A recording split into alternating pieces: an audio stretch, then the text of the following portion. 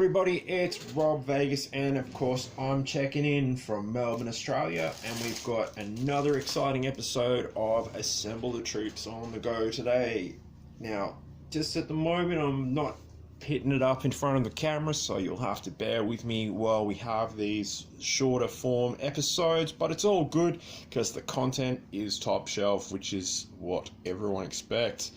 So today, and we're continuing the theme of heavy machine gun dudes, and we've got Roadblock, and I'm pretty sure this is Roadblock from 1987. Correct me in the comments if I'm off on that, but this was one of the first figures that I got, so bringing him out, restoring him, and having a lot of fun is going to be an absolute pleasure to share with you all today. So let's get rolling. There he is. He's in a bag, of course. We got Roadblock. There we go. He's in bits though, so sorry about that. You can see he has fallen apart over time. The O-ring has just completely immolated itself, so that's out of action. That's going straight in the bin. And we do have all of the pieces. Now, I did take the liberty of removing the back screw earlier, so apologies to fans of that particular segment, but I already jumped the gun on that. There we can see Roadblock. He looks like a 30-year-old figure. I think there's some discoloration and gunk on the face, so I'll try and remove that. But yeah, he's been through a lot. What is extraordinary is he doesn't have that unfortunate waist issue that we do see on a lot of these figures.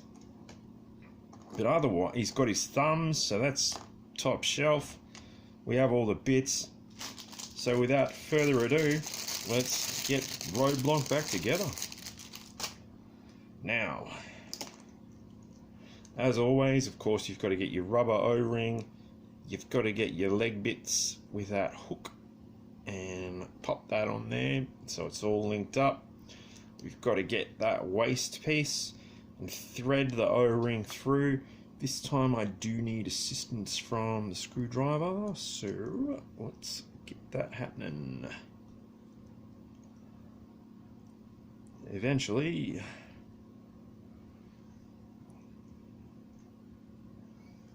So there we go. With good fortune, yep, boom. That is doing what we want it to accordingly. So that's through there. Give it a bit of a stretch. Get the back piece, which has this peg on it that sticks out. Pop that round the O-ring. That's the key to the magic with these figures. Get the front of the body on there. Now, this bit's always a mission and a half, but eventually you can get the hang of it. Here we go. It looks like he's got a bit of gunk on him on the right side there. Yeah, just a bit of crap that's built up over time, but that's alright. These things happen when the figures go into battle and do all sorts of cool stuff. Bang, we've got that there. We've got both his arms. He's looking cool. We've got a head as well. Come on, Roadblock, you can do it. Boom, there he is. Let's get him all put together in ship shape by putting that screw into the body there, into the back piece. Getting him all tightened up and ready to go. His arms are a bit loose. Maybe tighten that up a bit again. It could just be the ravages of time that have done that. But what is important is we have assembled Roadblock. Now, I think this was version 2 of Roadblock, as he was one of the earliest figures to come out in the line. So this revision looks great. Loving the grey pants and the cool sort of green vest and all of that amazing paint application. They really went to town on these figures when they reissued them. So, or sorry, not reissued, but you know, came up with version 2. So what a great looking figure. Roadblock, of course, came with a really ridiculously big machine gun and a tripod as well. That's how ridiculously big the machine gun was. You had to have a stand for it. It looks like my stand is a bit squished. Let's see if it stands up. Nah, not really. But let's just say we set up Roadblock with his machine gun stand. And there we go. He looks a bit wibbly, but you get the idea, and that's a pretty cool figure and an absolute classic in the line, I'd say. You know, you can take the stand off and then just have Roadblock go all, you know, First Blood Part 2 on you and just run around with it like that. It's up to you.